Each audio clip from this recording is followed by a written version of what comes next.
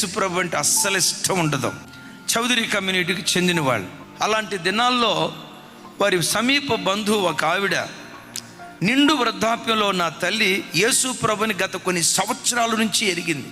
ఆ తల్లి అంతకు మునుపు బైబిల్ చదివేది, కళ్ళజోడు పెట్టుకున్న కళ్ళు కనపడని పరిస్థితిలో యేసుప్రభు అంటే అస్సలు పడని ఈ అమ్మాయిని పిలిచి, అమ్మా కొంచెం బైబిల్ చదివి పెట్టమ్మా, బైబిల్ చదవమంటే చదువుతా, పెద్దదానివి కాబట్టి నీ మాట గౌరవిస్తా, అంతవరకే, ఇక అది దాటి మా చర్చికి రమ్మన్నావా, చదివి పెట్టమన్నావు కాబట్టి పెద్దదానివి చదివి పెడతాను అని చెప్పి ఆ నిండు వృద్ధాప్యంలో ఉన్న ముసలావిడికి యేసుక్రీస్తు అంటే అస్సలు పడని ఈ యవనమ్మాయి బైబిల్ చదివించటం ప్రారంభించిందట.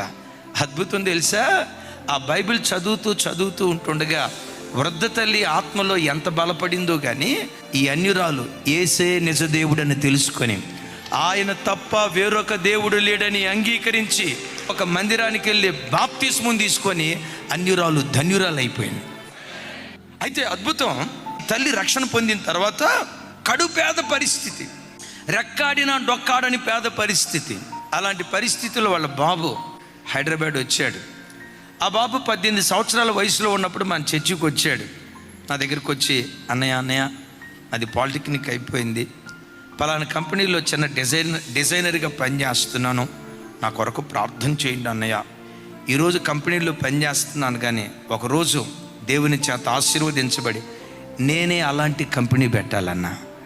నాకు ఆ బిడ్డ చెప్పిన మాటలు వింటా ఉంటే, నాయనా ఇంత చిన్న వయసులో ఈ బిడ్డ నోట నుంచి వచ్చిన మాట ఎంత అద్భుతమో కదా, ఈ బిడ్డ నోట నుంచి వచ్చిన మాట మీరు స్థిరపరచండి. అద్భుతం ఏంటంటే దరిదాపుగా 15 సంవత్సరాల క్రితం ఆ బిడ్డ ఏ మాట అన్నాడు, 15 సంవత్సరాల క్రితం అన్న మాట 2024 సంవత్సరంలో ఆ బిడ్డ జీవితంలో దేవుడు నెరవేర్చాడు. ఒకనొక పర్యాయం వాళ్ళ తల్లి వచ్చి నాతో మాట్లాడతా ఏమందో తెలుసా, ఎన్నో బాధల బంధకాలలో మేము చిక్కుకున్నప్పుడు శూరుడుకు ఒక రక్షకుణ్ణి దేవుడు పంపిస్తాడు అని బైబిల్లో రాసింది కదా, నా కొడుకే నా ఇంటికి శూరుడుకు రక్షకుడిగా మారాడయ్యా. దేవుని సన్నిధిలో నువ్వు ప్రార్థన చేస్తా ఉంటే నీ ప్రార్థన ఆలకించి ఆ బాధల వలయంలో నుంచి నిన్ను విడిపించడానికి తెలియని అపరిచితులను శూరులైన రక్షకులుగా దేవుడు పంపించటం ప్రారంభిస్తాడు. మరికొన్ని సందర్భాల్లో నీ పిల్లలనే ఆ శ్రమల కొలిమిలో నుంచి లేవనెత్తడానికి ఉద్ధారకులుగా, విమోచించే విమోచకులుగా నీ పిల్లలను దేవుడు లేవనెత్తడం ప్రారంభిస్తాడు.